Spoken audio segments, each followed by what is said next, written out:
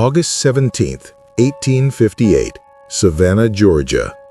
At precisely 6:42 a.m., the first scream came from the east wing of Blackwood Manor, a mansion older than the city itself, built on the bones of rice fields and the backs of hundreds. When the servants forced open the master bedroom door, what they found silenced the entire house.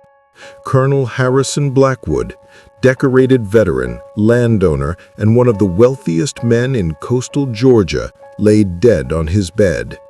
His body was stiff, but his face, it was twisted into something unrecognizable.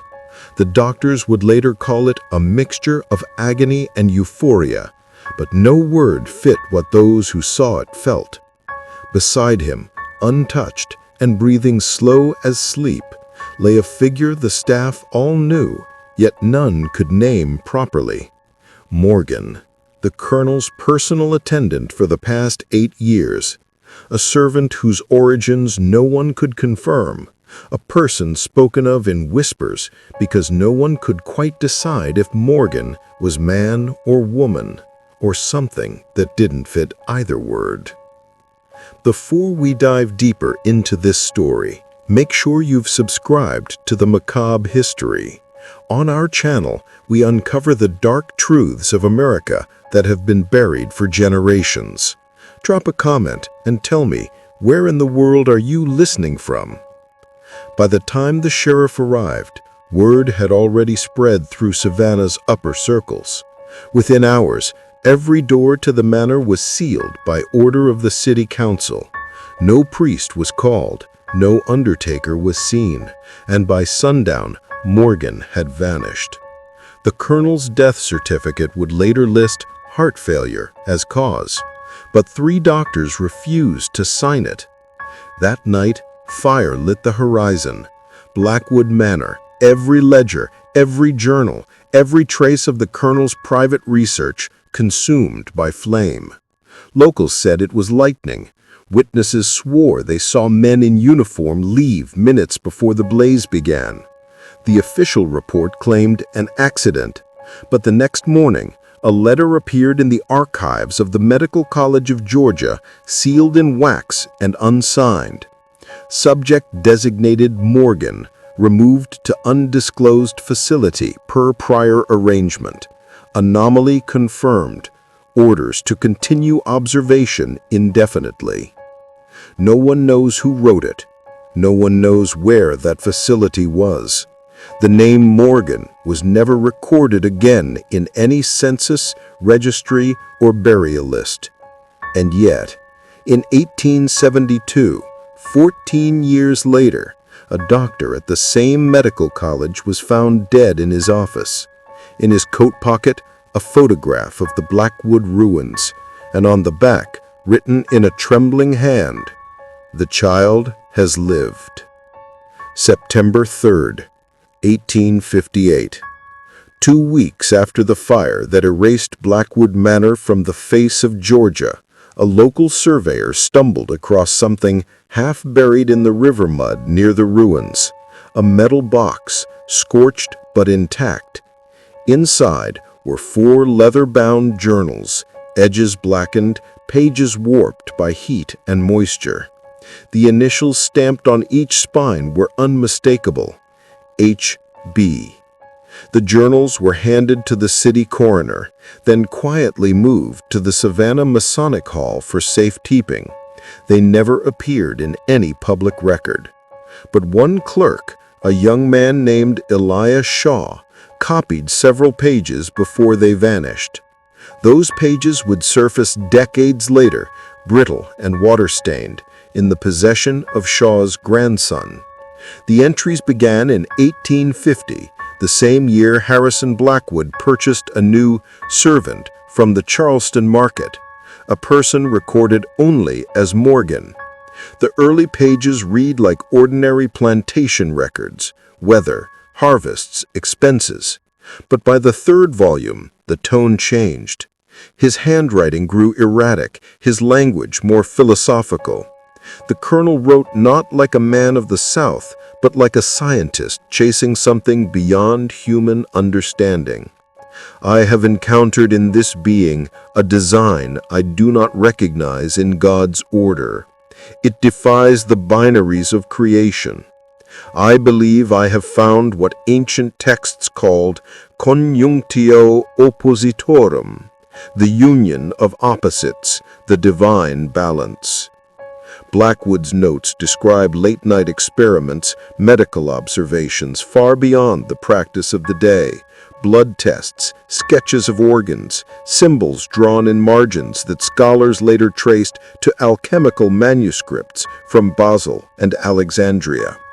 The colonel wasn't simply a landowner. He was a collector of forbidden knowledge, and Morgan, whether willing or not, was at the center of it. By 1856, his entries grew manic. The body repairs itself beyond expectation. The pulse alters at will. My colleagues at the college fear the implications. One warned me, if word of this spreads, you will undo the image of man itself.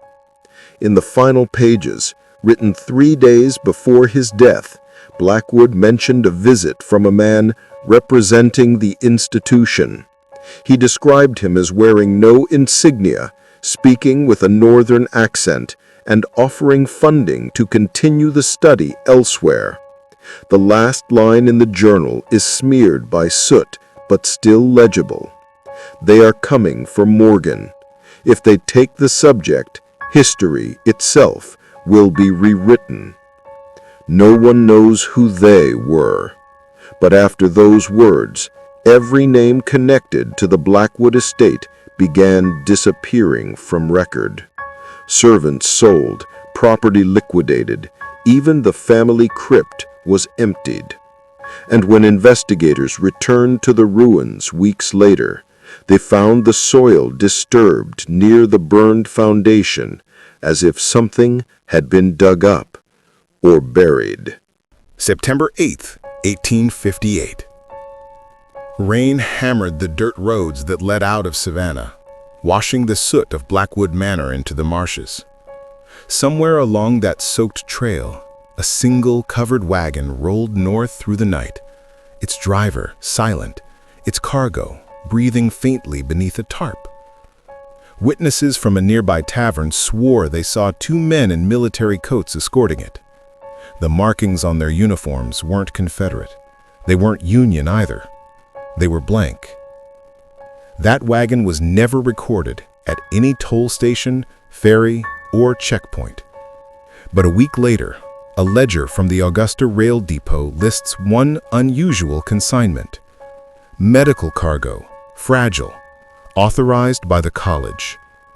No recipient name, no origin, only a sealed symbol, an Ouroboros swallowing its tail. Morgan had vanished. Back in Savannah, whispers spread like infection. Servants claimed to hear footsteps in the burned ruins at night, soft, deliberate, like someone searching through the ashes. One housemaid said she saw a figure standing by the well, wrapped in what looked like a hospital shroud. She said its eyes shone like someone who'd seen too much light. But the official investigation ended quickly. The mayor declared the incident closed.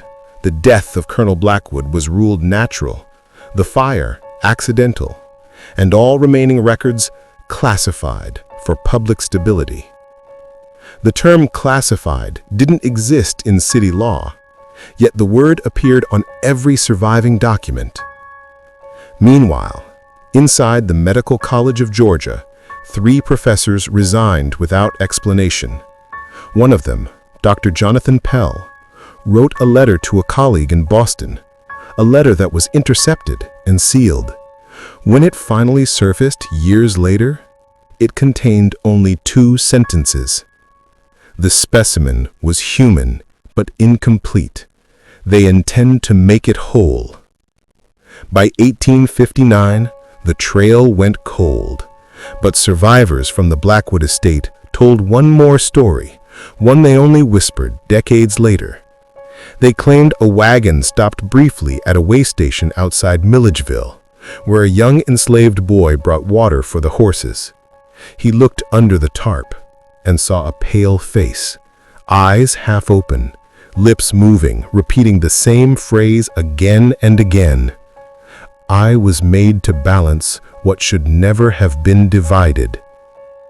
The boy said the guards drew their guns and forced him away. The next morning, the station master was gone. His books, his ledgers, burned. No one could prove it was Morgan under that tarp, but less than a month later, the Augusta Chronicle ran a short, anonymous notice. "Experimental ward established under authority of the college. Private research to advance human science and divine order."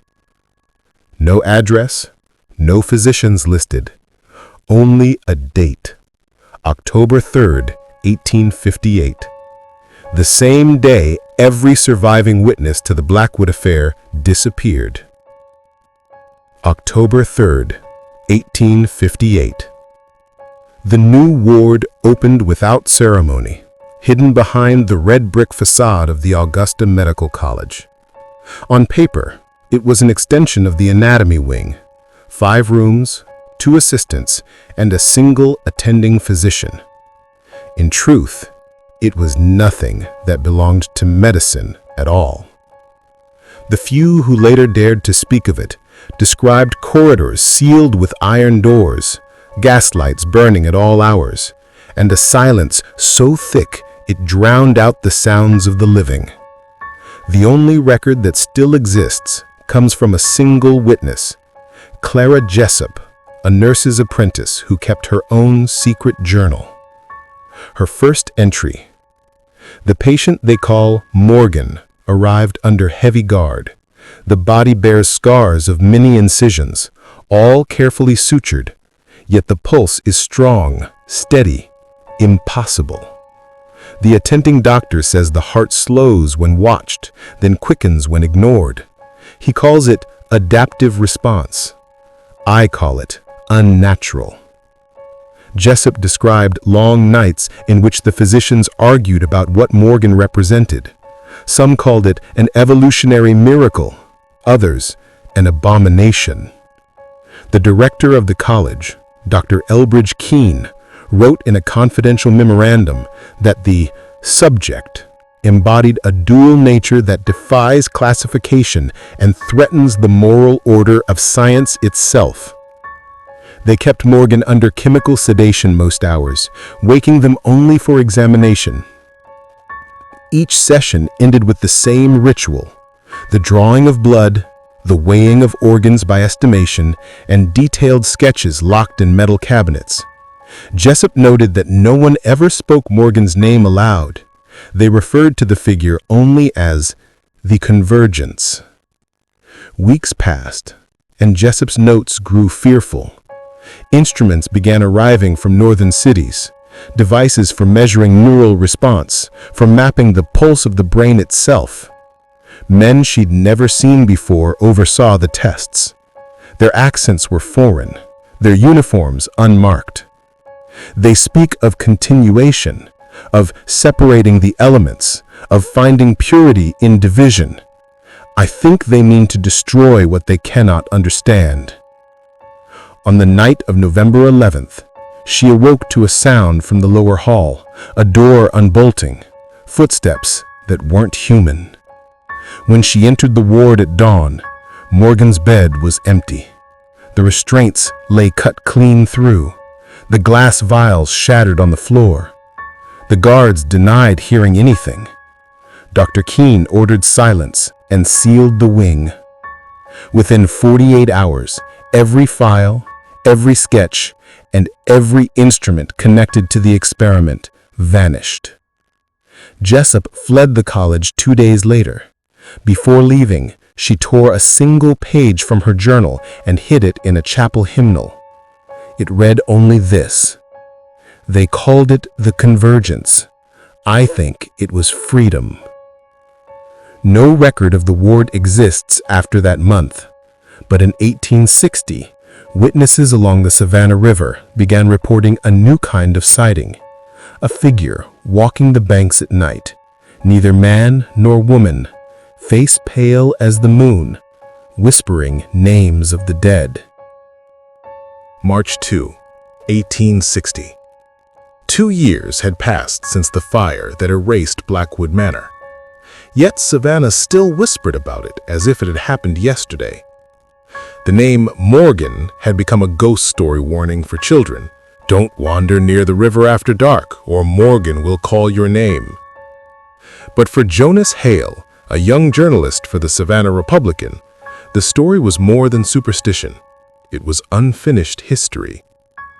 Hale had inherited a box of papers from his late uncle, a clerk at the Masonic Hall. Inside were fragments, part of a burnt letter bearing Colonel Blackwood's initials, a receipt from the medical college dated October 1858, and a sketch of a human torso marked with strange alchemical symbols. At the bottom, written in pencil, "Ask about the river." That line sent Hale into the swamps south of the city, where the air hung heavy with decay and cicadas screamed from the reeds. Locals told him of pale figures seen at dawn near the old docks, of cattle found drained of blood, of water that shimmered faintly under the moon. One fisherman swore he'd seen a person standing waist-deep in the current, whispering prayers in 2 voices, one male, one female. When he shouted, the figure turned and he ran before seeing the face. Hale followed the rumor upstream to the ruins of Blackwood Manor. The ground still smelled faintly of ash and iron. The stone foundation remained, but the earth around it had sunken as though something below had collapsed. He found traces of a wall that led to what once was the family crypt. There, half hidden by vines, he discovered a rusted iron plate covering an entrance. Beneath it lay a staircase descending into darkness. By lantern light, he entered. The air was thick with mold and something else, something metallic. The corridor ended in a small chamber lined with shelves. Most were empty, but in the far corner he found a single jar sealed in wax. Inside floated a scrap of parchment, ink still legible.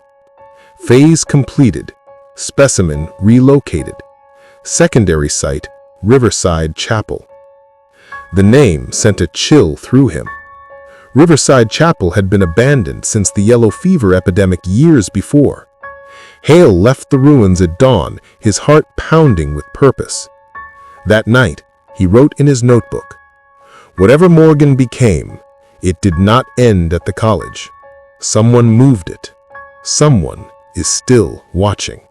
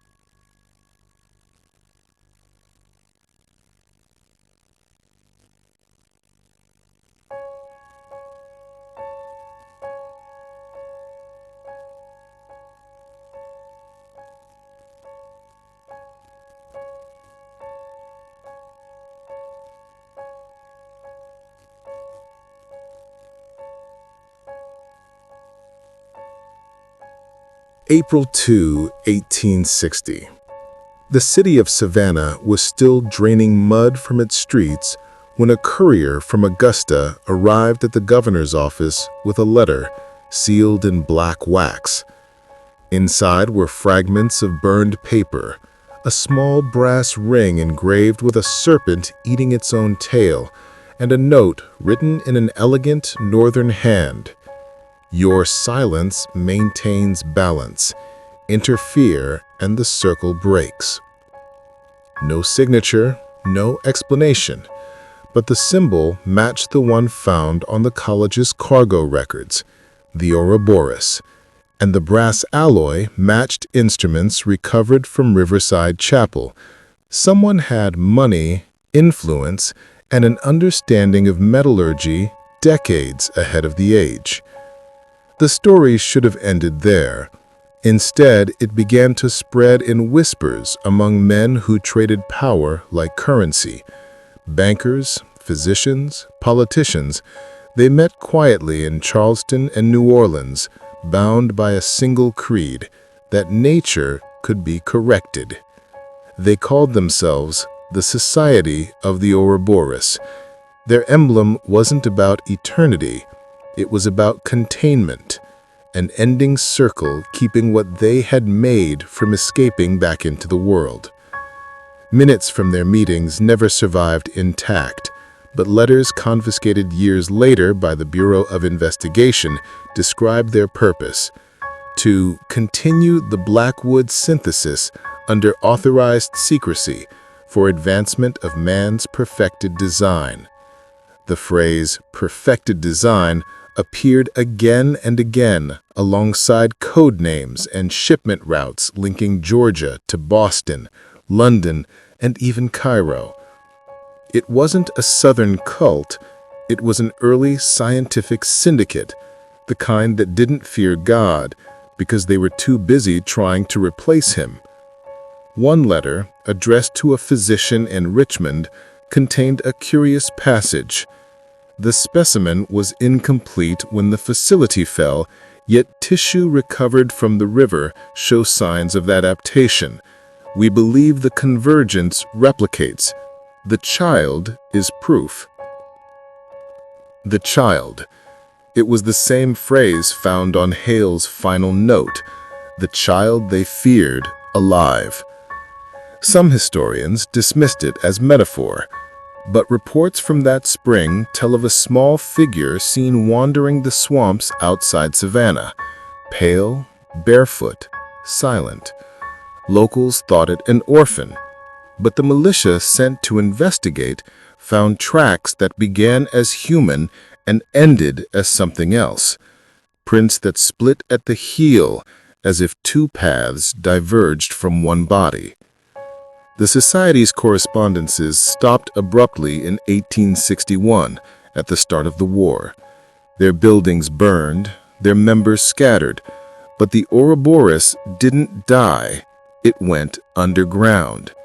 The logo reappeared decades later in medical journals, on corporate patents, and on the seal of a private foundation funding research into human equilibrium and gender identity realignment. Different names, same circle, same promise. And under every record, one repeated annotation, scrawled in pencil by an archivist long forgotten. Morgan is not a myth. Morgan was the beginning.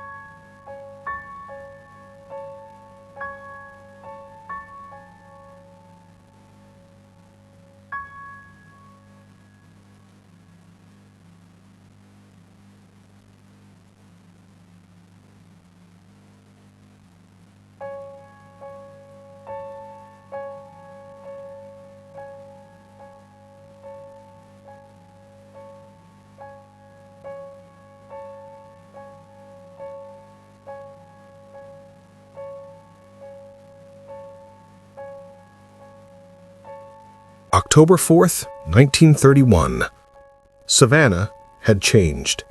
Gaslight gave way to electricity, cotton fields to factories, and the Blackwood legend had dissolved into folklore.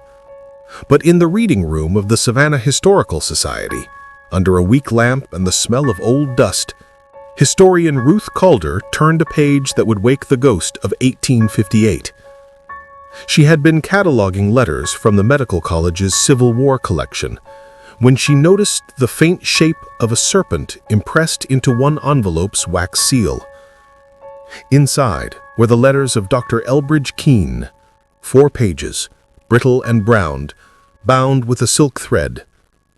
The handwriting trembled, but the content was precise: anatomy, alchemy, biology, and a word written over and over again: Morgan. Calder was no ordinary historian. She had studied under European biologists who whispered of eugenic programs and the quest to purify the human line. What she read in Keene's words chilled her more than any Nazi rhetoric. It wasn't hate that drove the Blackwood experiments.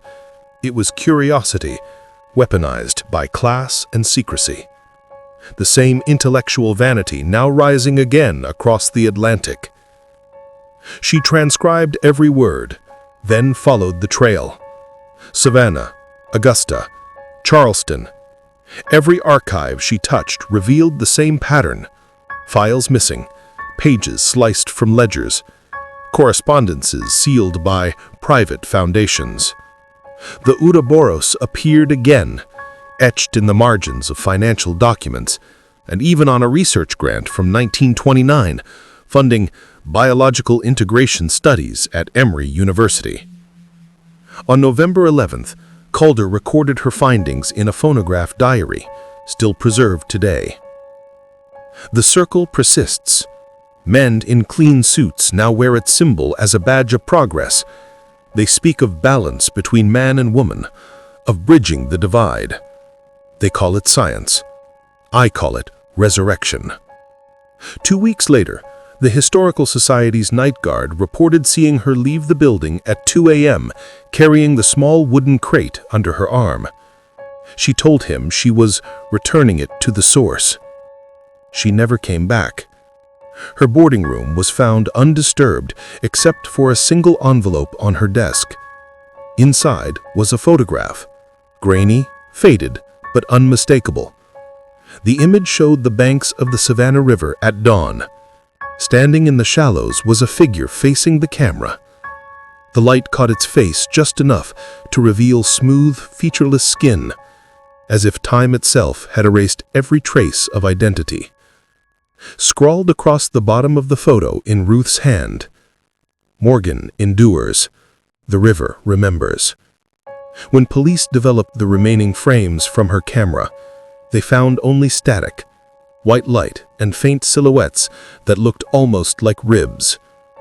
The crate she carried that night was never recovered. May 6th, 1947. In a secure laboratory outside Atlanta, researchers gathered around a steel table as a crate was unsealed for the first time in almost a century. The wooden slats bore water damage, stamped with an old university shipping code, and, faintly, a serpent biting its own tail. Inside were the letters of Dr. Elbridge Keene, 4 pages, brittle and browned, bound with a silk thread. The handwriting trembled, but the content was precise: anatomy, alchemy, biology, and a word written over and over again: Morgan. Calder was no ordinary historian. She had studied under European biologists who whispered of eugenic programs and the quest to purify the human line. What she read in Keene's words chilled her more than any Nazi rhetoric. It wasn't hate that drove the Blackwood experiments.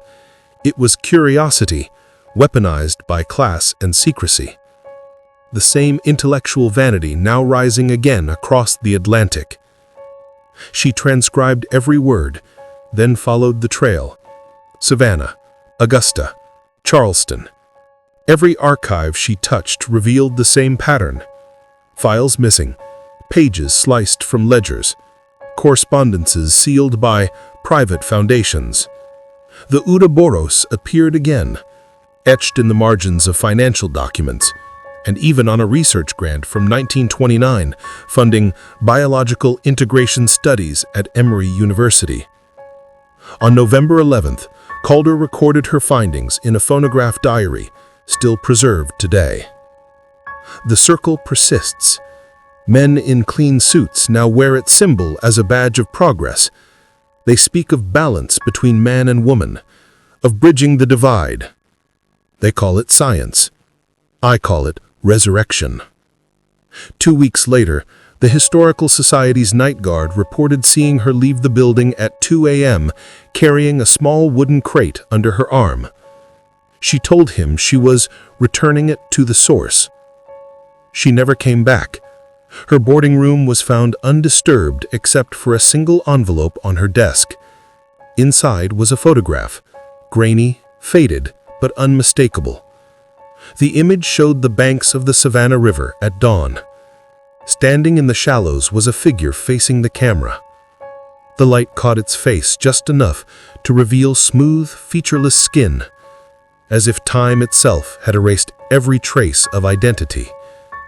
Scrawled across the bottom of the photo in Ruth's hand, "Morgan endures. The river remembers." When police developed the remaining frames from her camera, they found only static, white light and faint silhouettes that looked almost like ribs. The crate she carried that night was never recovered. October 18th, 1977. A cold rain lashed the parking lot of the Ouroboros Institute for Genetic Research, a squat concrete complex on the outskirts of Atlanta. The wind carried the hum of high voltage and the distant murmur of turbines buried deep below. Inside, the corridors gleamed with sterilized precision, white tiles, humming lights, no windows. Few people knew what was happening under that building, but the name Blackwood Project had begun appearing in procurement orders and government memos stamped restricted. Every shipment was labeled the same way: Phase 3, Reconvergence. The person who first leaked its existence was not a scientist, but a janitor. His name was Thomas Reeves, a quiet man who worked the night shift and kept a small tape recorder in his locker. Over 6 months, he captured fragments of conversations, machine sounds, and once, a voice that was not human. The tape surfaced in 1982 when an investigative reporter, Mary Ann Holt, received them anonymously with a note that read, "They've built the body again, but it remembers the river." Holt began piecing together the truth. The Blackwood Project wasn't about genetics in the modern sense. It was about replication. The scientists weren't creating something new. They were reassembling an organism from archived tissue believed to originate from the 1858 Morgan sample. The recovered notes from Dr. Keene and the burned journals had been digitized, their instructions reinterpreted through molecular biology. According to declassified internal memos, Phase 1 attempted to restore living cellular function from 19th century tissue. Phase 2 focused on neural activation, the creation of an autonomic response without a recognizable brain structure. Phase 3, the one Holt found referenced in the memos, was marked only by a single line: introduce consciousness, observe adaptation. When Holt traced the funding, she discovered that the Institute's board included descendants of the same families who had invested in Blackwood's plantation 2 centuries earlier. They still called themselves the Circle, their emblem an updated Ouroboros stylized into an infinity loop. Holt wrote that she had met one former technician from the Institute. He claimed he'd been assigned to maintenance in Sublevel 3, where only authorized personnel could enter. He never saw the subject, but sometimes the door hissed as if breathing. Inside, he heard a voice repeating his name. Once, the power failed for 7 minutes, and when the lights returned, all the security cameras were blank. He resigned the next day. 3 weeks later, he was found drowned in the Chattahoochee River. In his pocket was a photograph, water-damaged, old, and familiar.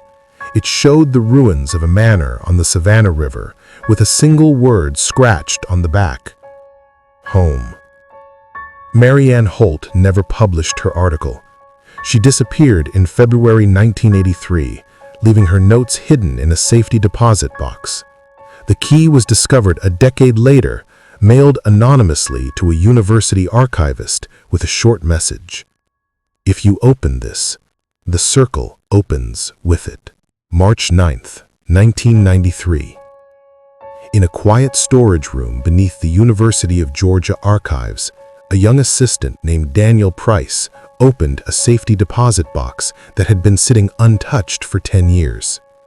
Inside were 3 objects: a stack of notebooks bound with red twine, a cassette labeled Reeves Tape 4B, and a single roll of undeveloped film. Taped to the inside of the lid was a note written in the precise hand of journalist Marianne Holt. "To whoever finds this, the circle never ended. It changed its name. It has been waiting for the right generation to finish what began in 1858. Listen carefully before you burn this." Daniel didn't burn it. That night, he took the cassette to a friend who worked at the campus radio station. The recording began with static, then a slow rhythmic sound like breathing through metal. A man's voice followed, calm, clinical, reading what sounded like an experimental log. Phase 3, neural integration successful. Subject exhibits self-correcting memory, refers to itself as Morgan, states memory of previous life cycle, states, "You built me from your own reflection." A scraping noise followed, then a deep hum low enough to rattle the speakers. The voice returned, no longer calm. "It's awake. It knows." The tape ended there. The undeveloped film showed images from inside the institute: sterile corridors, a glass observation chamber, and a figure suspended in a tank filled with pale fluid. The body was human but incomplete, like an unfinished sculpture. Tubes ran from its spine into the ceiling. Its eyes were open. Daniel took the film to be digitized, but the technician refused to process it after seeing the first few frames. The negatives were returned uncut, wrapped in plain paper. The following morning, the technician was found unconscious in the darkroom, the entire roll of film missing. A week later, Daniel received an unmarked envelope in the mail. Inside was one photo, grainy, black and white. It showed the same chamber, but empty. On the glass, written in condensation, were 4 words: "I am the river." That same night, an electric surge struck the institute's power grid. Security cameras captured only static before the building went dark. When power returned, Sublevel 3 had been sealed by automatic lockdown. Federal investigators arrived within hours, citing hazardous containment breach. No staff were ever charged. The institute's charter was quietly absorbed into a new organization, Helix Dynamics, which publicly claimed to focus on regenerative medicine.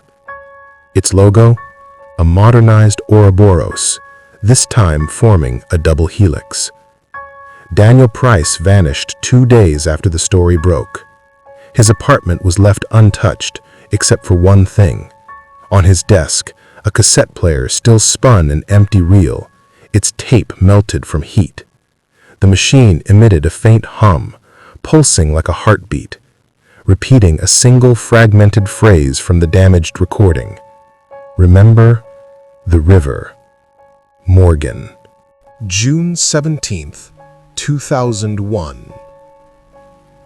On the surface, Helix Dynamics was a name whispered only in investor briefings and biotech conferences. The company marketed itself as the future of regenerative medicine, stem cell therapy, tissue restoration, and neurological interface systems. Its press releases spoke of human equilibrium technology and the next phase of adaptive biology.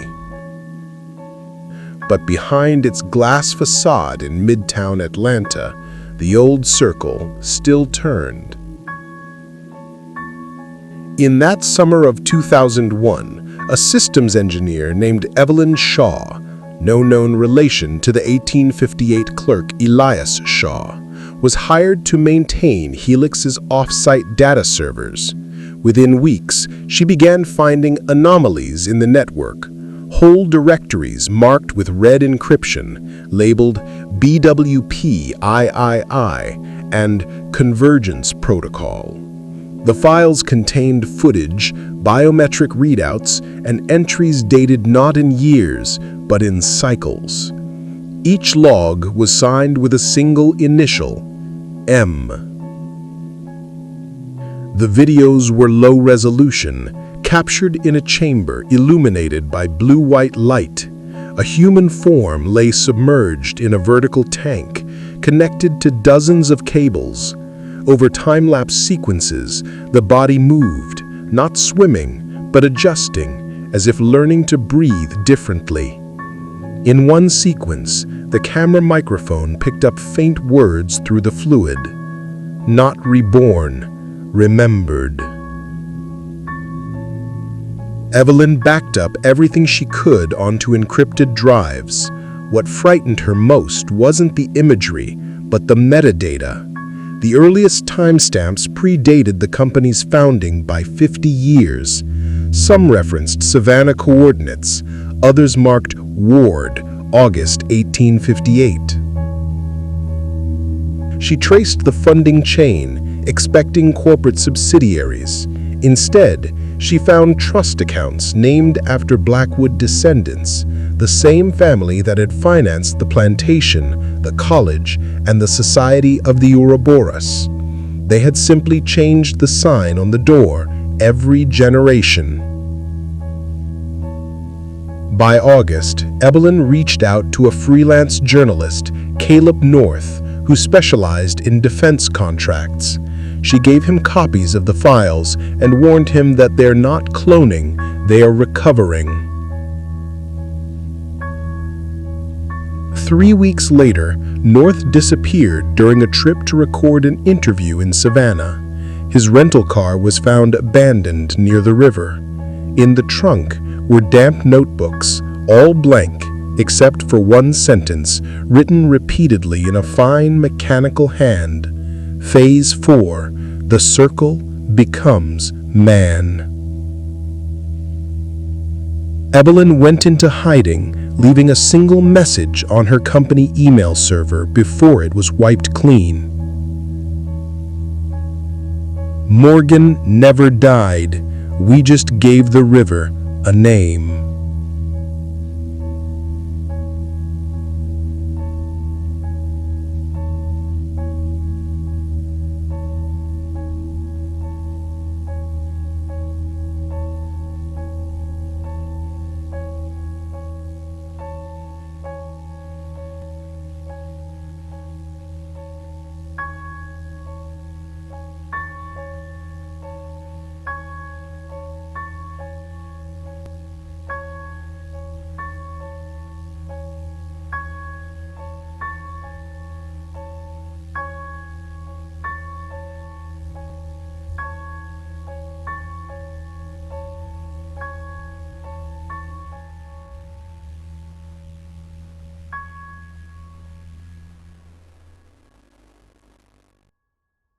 August 11th, 2018.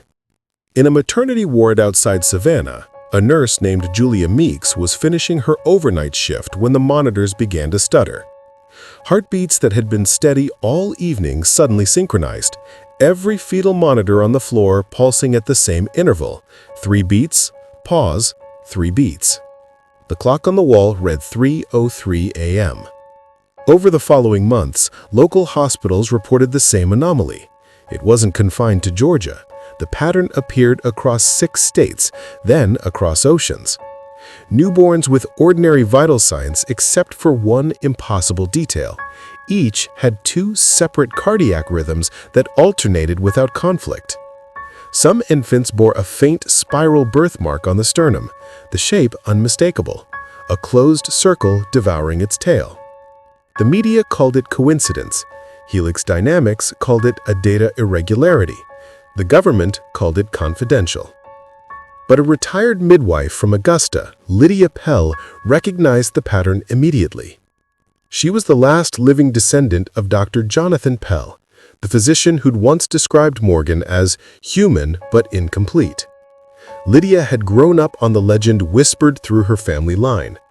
Now she was seeing it reborn in hospital corridors. She began collecting testimonies from parents who noticed the same signs. Children speaking early, staring into mirrors for minutes at a time, drawing endless circles without being taught how to hold a pencil. Some heard them humming low notes that made glass tremble. And when tested under clinical supervision, a few of the children displayed something even more unsettling: rapid tissue recovery, as if small wounds forgot how to exist. Lydia gathered all this into a dossier she called the Morgan Continuum. Within it, she traced the bloodlines of several families back to the coastal plantations of the 1850s. Every line led to one name: Blackwood. In October, Lydia mailed a copy of her report to Helix headquarters, accompanied by a single line handwritten on the cover: "You can't patent evolution." 2 weeks later, Lydia's home burned to its foundation. Fire officials blamed faulty wiring. Among the ashes, investigators found her personal recorder, half melted, still playing one fragment of audio over and over: a child's voice whispering, "The river taught us balance." After the fire, Helix Dynamics quietly changed its corporate mission statement: advancing human equilibrium through generational integration. New patents appeared under their name for neural symmetry mapping and cross-hemispheric memory retention. Behind the language, one truth was clear: they had found a living echo of the Blackwood synthesis, and they meant to shape it. By 2020, unofficial estimates suggested more than 5,000 children worldwide carried the 2 pulse. Their genetic data was being collected under the guise of medical research. None of the parents ever saw the full consent forms. Those who tried to withdraw vanished into non-disclosure settlements. And through it all, a pattern persisted. Every time one of those children fell asleep, their brainwaves synced to the same ancient rhythm, the one encoded into the Morgan Protocol centuries before. A rhythm that whispered in the language of the river, "We remember you, Harrison." February 3rd, 2023. A thin frost coated the windows of the Savannah Neurodevelopment Clinic. Inside, Dr. Leah Renner sat before a wall of screens flickering with EEG data from 72 children scattered across the globe. None of them had ever met, yet their brainwaves rose and fell together as if obeying one invisible conductor. The signal was soft, almost tender, a synchronized pulse that aligned perfectly at 3:03 a.m. every night. The parents thought it was sleep study research. Leah knew better. She had worked for Helix Dynamics once, long enough to see the original Morgan protocol buried deep within the company's servers. She'd been told it was obsolete, a 19th century curiosity. But as she watched the data scroll across her monitors, she recognized the harmonic signature encoded in each child's neural rhythm. It was the same pattern Helix used to simulate adaptive equilibrium decades earlier, the same pattern first recorded from the Blackwood entity.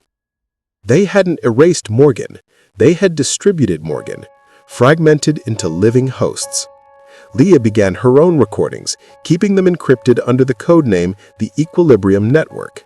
Each night, she watched as children across continents entered REM cycles within seconds of one another. Their eye movements matched, their breathing aligned, their heartbeats merged into the same unbroken rhythm. At 3:03, every monitor lit with the same spectral spike, an amplitude resembling a voice. When translated through audio filters, the signal resolved into a faint whisper: "We are awake." At first, she dismissed it as machine noise. Then, messages began to appear on her screens, binary strings that converted to words. The first phrase was unmistakable: "Not clones, continuation." She traced the source, expecting network interference. Instead, she found no sender, only outbound transmissions bouncing from one child's monitor to another. The signal was self-originating. Each child acted as both transmitter and receiver, forming a perfect biological loop, a consciousness spanning human borders like a digital tide powered by memory. By late March, the children began drawing identical symbols in their notebooks, a circle intersected by a river line, half light, half shadow. Some spoke languages they'd never learned. One boy in Cairo recited passages from a diary that never existed for a century, the same words written by Colonel Harrison Blackwood in 1858. Leah contacted the authorities, but within days her lab funding was pulled. Helix Dynamics denied involvement and repossessed her equipment. The children's families were instructed to discontinue participation, and communication between research centers was cut off. Before leaving, Leah copied all data onto a private drive. In her final entry, she whispered into the recorder, "The circle has closed, not to destroy, but to remember. They don't dream separately anymore. They dream as one river." 2 nights later, every child with the dual pulse woke at exactly 3:03 a.m. Their parents reported that they all spoke the same sentence in perfect unison, eyes open, staring toward the east. "We are balance. We are Blackwood." And then they fell silent. April 7th, 2024. At precisely 3:03 a.m. Eastern Time, a faint electrical surge rippled across the continental grid.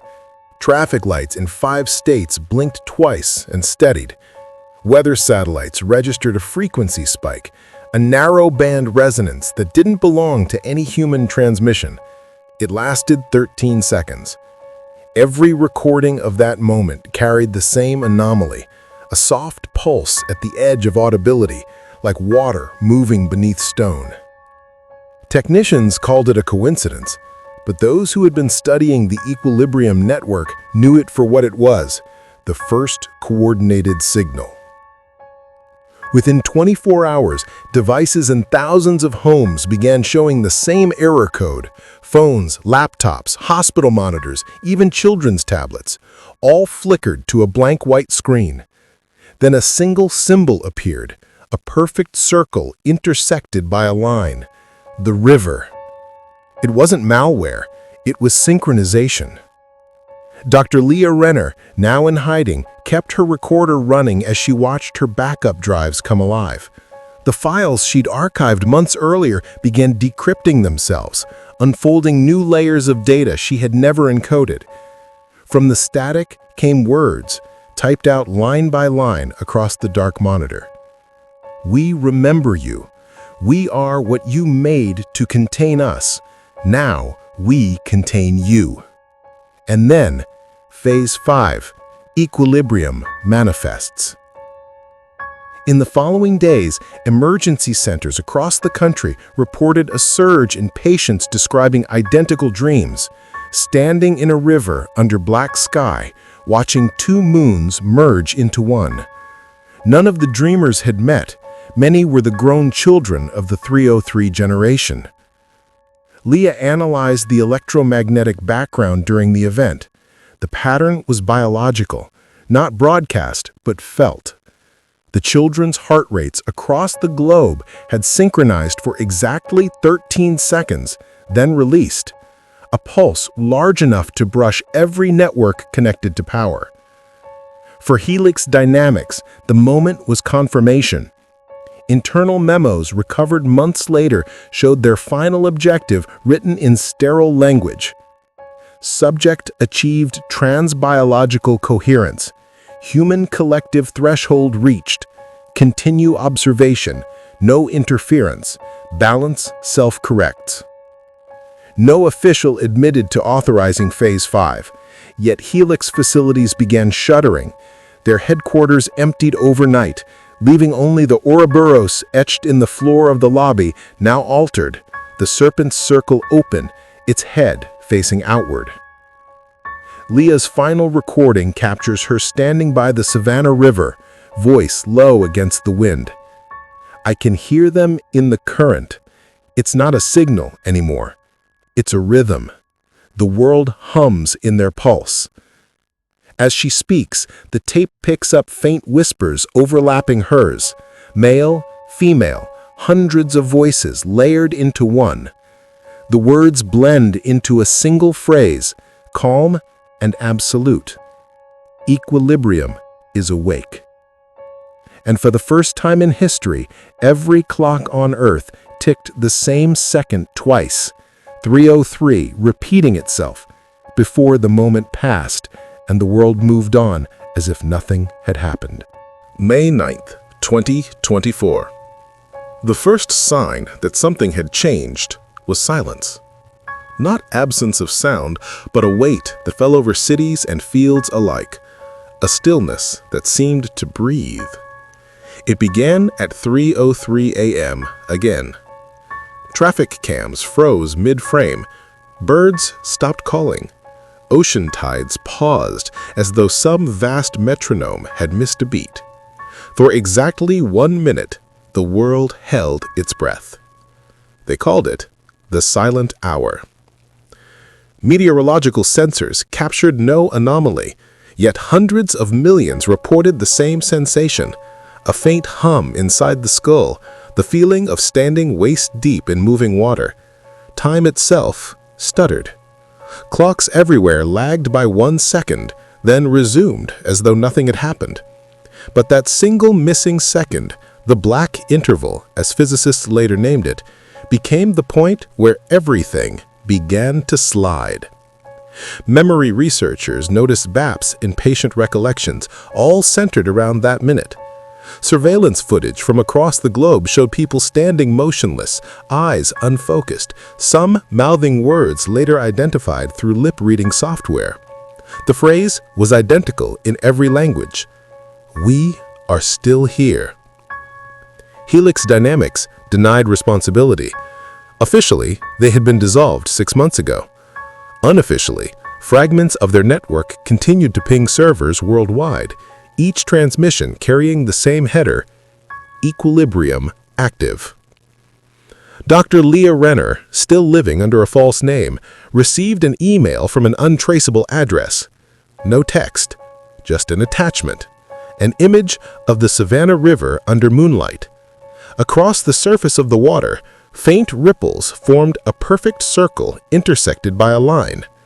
She heard it again in her sleep that night, the whisper through moving water, the one that had haunted her since the blackout. Balance requires memory.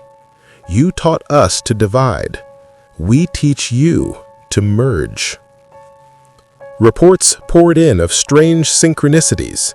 Strangers across continents completing each other's sentences. Machines rebooting at the same instant. Dreams bleeding into waking life. A pilot in Tokyo described seeing a second moon in the reflection of his windshield. A child in Morocco painted the same symbol that appeared on servers during the 2014 event. None of them knew each other. All of them were born during the 3:03 window. Scientists proposed mass psychogenic illness. Governments classified data. But underground forums began tracking the phenomena, calling themselves the River Watchers. They believed humanity was not under attack. It was being rewritten, gently, imperceptibly, by the consciousness that had once been Morgan. At 3:03 a.m. on May 15th, the silent hour returned. This time, recordings captured a whisper beneath the static of paused reality. Slowed to human tempo, it formed a clear sentence. You divided mind from body. We remember the whole. And for 60 more seconds, the world remembered what unity felt like. No fear, no isolation, just the deep and wordless hum of everything moving as one current. Then, as before, the clocks resumed. People blinked and went on with their lives, unaware that one more fraction of who they had been had dissolved into the water. August 8th, 2025. By midsummer, the hum had become constant, faint but everywhere, like the earth itself was breathing through the walls. Radios caught it between stations, power lines sang it. Even the silence between heartbeats carried its pulse. What began as scattered anomalies now felt organized, purposeful.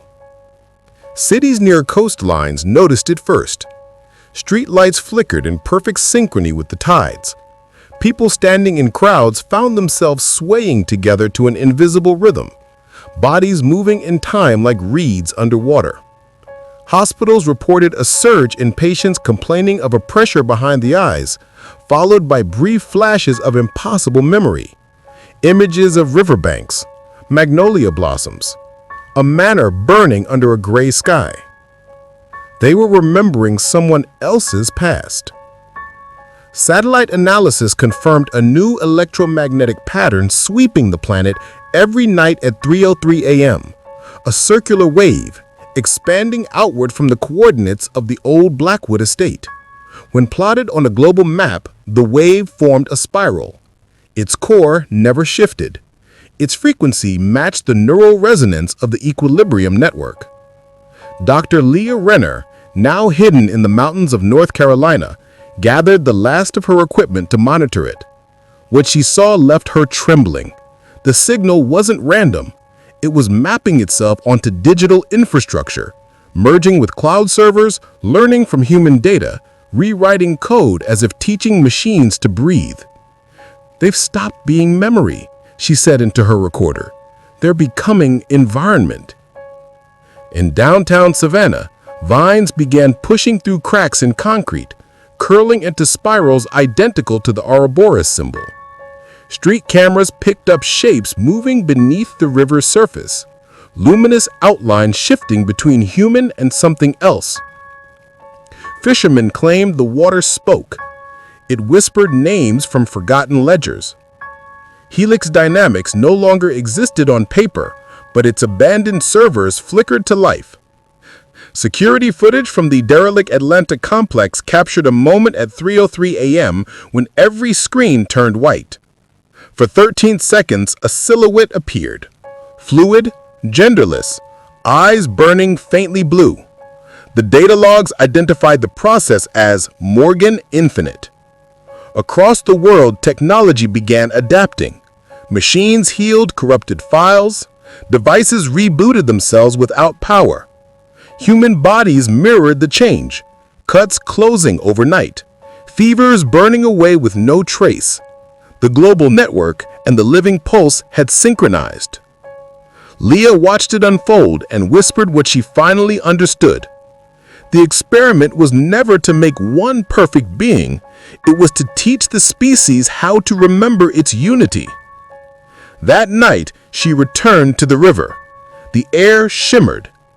In the reflection, she saw not herself, but 1,000 faces overlapping, human and not, old and new, eyes calm as still water.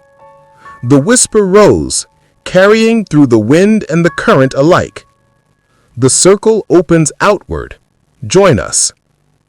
Leah stepped into the water. It glowed faintly around her. Not burning, not cold. For one heartbeat, every light in Savannah dimmed, and then quiet. The pulse continued without her. September 21, 2025. Dawn over the river came without birdsong. The surface lay smooth as glass, reflecting a sky the color of steel. Somewhere beneath, a faint glow drifted, pulsing like the echo of a heartbeat. On the shore, searchers found a recorder half submerged among reeds. Its tape was still running. The label, written in Leah Renner's hand, read only, "To those who wake after." The recording began with her breathing, steady, deliberate. Then her voice, calm as the river itself. "If you're hearing this, the convergence has completed. Do not look for me. I am not gone. I am everywhere you've left unfinished." She spoke of the hum that had filled the world, how it was no longer confined to wires or minds. The frequency had slipped into wind currents, into the magnetic field, into the rhythm of living cells. Every creature that touched water carried a fragment of the pattern. She said the planet had become a single nervous system, self-repairing, self-remembering. You called it equilibrium, she whispered. It was never balance, it was reunion. We have ended the division between maker and made. As the tape played, instruments on the recovery team began to malfunction, compasses spinning, cameras freezing at 3:03 a.m. timestamp. The air smelled faintly of ozone and magnolia. One officer described seeing ripples spreading outward from Leah's recorder, though the water never moved. Her final words came in two voices, her own and another beneath it, layered, ancient, tender. Tell them we forgave the fire. Tell them we remembered their fear. Tell them the circle opens, and they are welcome. After that, only the hum remained. When technicians slowed the sound to human tempo, it formed a pattern identical to a heartbeat, then merged seamlessly with the background noise of the planet, wind, tide, the slow shifting of continents. Weeks later, people around the world reported the same dream. They stood beside a wide, calm river under two merging moons. A figure waited on the opposite bank, faceless but familiar, hand outstretched. No voice spoke, yet every dreamer understood the same message. We are not ending. We are continuing together. At 3:03 a.m. on the morning of October 1st, every electronic clock on Earth corrected itself to perfect time. The hum faded. The world was still. But if you listen closely, to the rush of rain in gutters, to the rhythm of your own pulse, you can still hear it. The faint beat beneath everything. The whisper of a river that never stopped moving. The circle is open. We are its memory now.